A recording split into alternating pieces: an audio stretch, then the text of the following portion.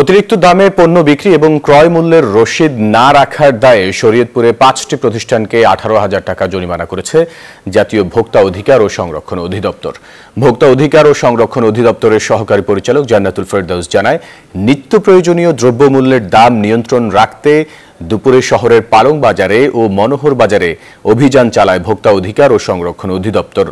অভিযান পরিচালনাকালে সরকার নির্ধারিত দামের চাইতে অতিরিক্ত দামে পণ্য বিক্রির পাশাপাশি ক্রয় মূল্যের রসিদ না রাখার দায়ে Anwar store, family super shop, Pintu store সহ মোট ৫টি প্রতিষ্ঠানকে ১৮,০০০ টাকা জরিমানা করা হয়। ভোক্তাদের স্বার্থে এই অভিযান অব্যাহত রাখা হবে বলেও জানান তিনি। এনজিওর কিস্তি প্রথমবার বিকাশ পেমেন্ট করলেই ২০ টাকা ইনস্ট্যান্ট ক্যাশব্যাক।